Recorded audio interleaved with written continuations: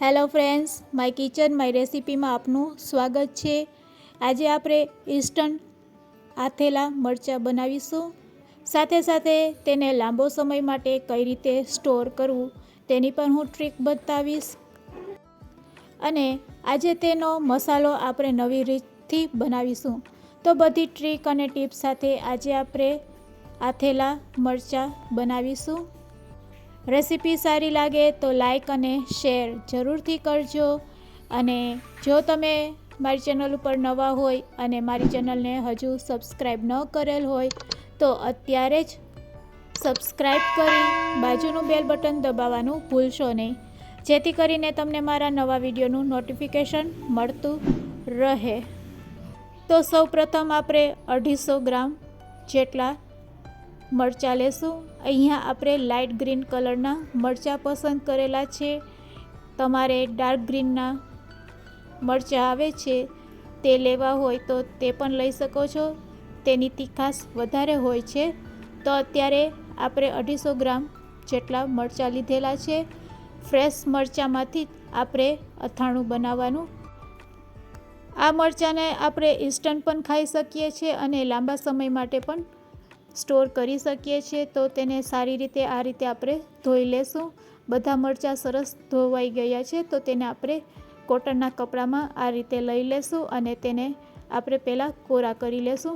તો મરચાંને ધોઈ અને તેને સારી રીતે લૂછી લેવા આ પ્રોસેસ કરવી ખૂબ જ જરૂરી છે જો તમારે લાંબા સમય માટે તેને સ્ટોર કરવું હોય તો અથાણાને।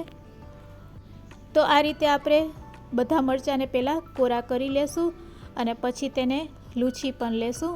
જો તમારે આ પ્રોસેસ ન કરવી હોય તો થોડાક સમય માટે તેને પંખા નીચે રાખી દેવાના, જેથી કરીને મરચાં છે એ સરસ સુકાઈ જશે। તો હવે આપણે મરચાંને લૂછી લેશું એટલે સરસ કોરા થઈ જશે। તો અહીંયા આપણે બધા મરચાંને આ રીતે લૂછીને કોરા કરી લીધા છે। હવે તેને લાંબી સ્લાઇસમાં આપણે કટ કરી લેશું। તો કાતરની મદદથી આ રીતે તમે કટ કરી શકો છો અને ચાકુની મદદથી પણ કટ કરી શકો છો। તો કાતરથી આ રીતે કટ કરી તેનો દાંડલો હોય તેને દૂર કરી લેવાનું અને પછી તેના 2 ટુકડા આપણે કરી લેશું। તો આ રીતે આપણે બધા મરચાંને પહેલાં કટ કરી લેશું અને જો તમારે ચાકુનો ઉપયોગ કરવો હોય તો ચાકુનો પણ ઉપયોગ કરી શકો છો। તો ચાકુનો ઉપયોગ કરવો હોય તો બધા દાંડલાને આ રીતે પહેલાં દૂર કરી લેવાના અને પછી કટ કરી લેવાના। તો આ રીતે તમે પહેલાં દાંડલા દૂર કરી શકો છો અને પછી ચાકુની મદદથી આ રીતે તેને કટ કરી શકો છો। તો આ રીતે આપણે લાંબી સ્લાઇસમાં બધા મરચાંને કટ કરી લેશું।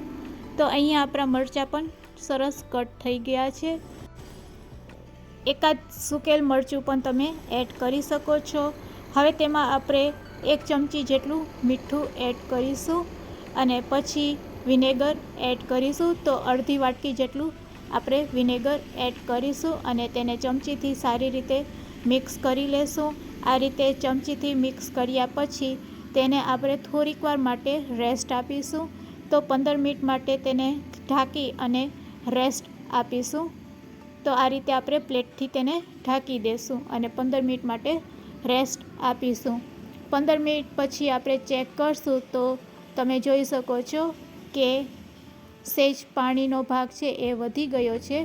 તો હવે પહેલાં આપણે આ રીતે ચમચીથી મિક્સ કરી અને જે પાણી છે તેને આપણે દૂર કરી લેશું। હવે આ જે પાણી છે એને આપણે વાટકીમાં લઈ લેશું અને વિનેગરવાળું આ પાણી છે તેને આપણે ફેંકવાનું નથી, તેનો ઉપયોગ આપણે અથાણામાં કરવાના છે। તો તેને આપણે સાઈડમાં અત્યારે રાખી દઈશું। હવે આપણે મસાલો બનાવીશું। તો મસાલો બનાવવા માટે ગેસની ફ્લેમ ચાલુ કરી અને કોઈ પણ નાના વાસણમાં તમે આ મસાલો શેકી શકો છો। તો 1 ચમચી વરિયાળી, 1 ચમચી જીરું અને 1 ચમચી મેથીના દાણા તેને આ રીતે આપણે મીડિયમ ટુ લો ફ્લેમ ઉપર શેકી લેશું।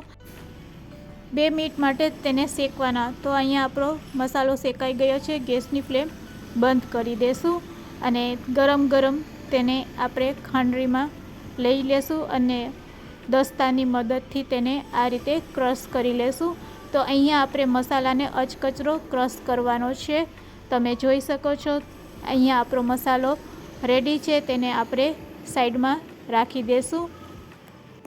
હવે તે જ કઢાઈમાં આપણે 1 ચમચી જેટલા રાઈના કૂડિયાને પણ શેકી લેશું. તો અહીંયા રાઈના કૂડિયામાંથી મોઇસ્ચર હોય તે બધું દૂર કરવા માટે આપણે તેને ખાલી થોડીક વાર માટે શેકી લેશું. તો અહીંયા આપણા રાઈના કૂડિયા પર શેકાઈ ગયા છે. ગેસની ફ્લેમ બંધ કરી દેશું.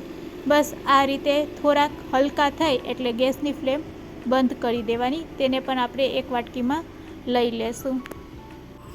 રેડી કરેલા બંને મસાલાને આપણે મરચાંમાં એડ કરી દઈશું. તો બંને મસાલા ઠંડા થઈ જાય પછી જ આપણે મરચાંમાં એડ કરવાના અને પછી રેડી કરેલા આ મસાલાને આપણે મરચાં સાથે આ રીતે મિક્સ કરી લેશું.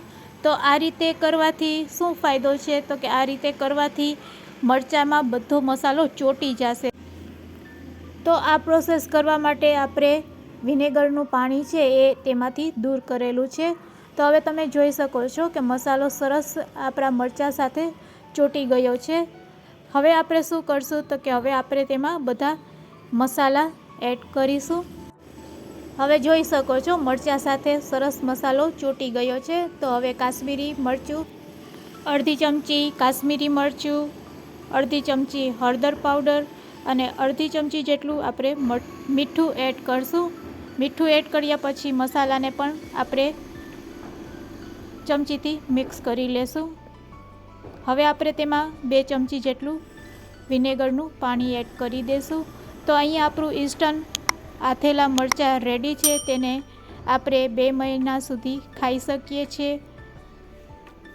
તો લીંબુ વગર પણ આ અથાણું આપણે બનાવી શકીએ છીએ. આ રીતે આ અથાણાને સ્ટોર કરવું હોય તો શું કરવું? તો રેડી કરેલા આ અથાણાને એકવાર તમારે ચાખી લેવાનું. મને તેમાં થોડુંક લાલ મરચું પાવડર ઓછું લાગે છે તો હું લાલ મરચું પાવડર અને હળદર પાવડર અને થોડુંક મીઠું ત્રણેય વસ્તુ એડ કરી રહી છું. તો આ રીતે તમે ચાખ્યા પછી તમે વધારે કે ઓછું સ્વાદ અનુસાર બધી વસ્તુ પાછળથી એડ કરી શકો છો. ફરીથી મસાલાને આ રીતે ચમચીથી આપણે મિક્સ કરી લેશું. હવે તેમાં આપણે તેલ એડ કરશું. તો તેલ એડ કરવા પહેલાં આપણે તેલને ગરમ કરી લેશું. કોઈ પણ તેલ તમે લઈ શકો છો. તેલને સારું એવું ગરમ કરવાનું. પછી ઠંડુ થઈ જાય એટલે તમારે રેડી કરેલા આ અથાણામાં એડ કરી દેવાનું. તો અહીંયા આપણું અથાણું તો રેડી છે. તેને આ રીતે કાચની બરણીમાં ભરી દેવાનું. જો તમારે 6 મહિના સુધી આ અથાણાને સ્ટોર કરવું હોય તો કાચની બરણીનો જ ઉપયોગ કરવાનો. કાચની બરણી સરસ ચોખ્ખી હોવી જોઈએ અને તડકે તપાવેલી હોવી જોઈએ. તો આ રીતે આપણે બધું અથાણું પહેલાં કાચની બરણીમાં ભરી લેશું. બધું અથાણું કાચની બરણીમાં ભરાઈ જાય પછી જ આપણે તેમાં ગરમ કરેલું ઠંડુ તેલ એડ કરશું 2 ચમચી જેટલું. તો અહીંયા આપણું અથાણું છે એ રેડી છે લાંબા સમય માટે સ્ટોર કરવા માટે. તો આ રીતે તમે 6 મહિના સુધી આ અથાણાને સ્ટોર પણ કરી શકો છો. તો જો તમારે જે રીતે અથાણું ખાવું હોય તે રીતે તમે આ અથાણું બનાવી શકો છો. આથેલા મરચાંનું આ અથાણું ખાવામાં ખૂબ જ ટેસ્ટી લાગે છે. તો આજની આ રેસીપી કેવી લાગી તે મને કમેન્ટ્સમાં જરૂરથી કહેજો. અને રેસીપી સારી લાગી હોય તો શેર કરવાનું ભૂલશો નહીં. Thanks for watching. ફરી મળીશું એક નવી રેસીપી સાથે.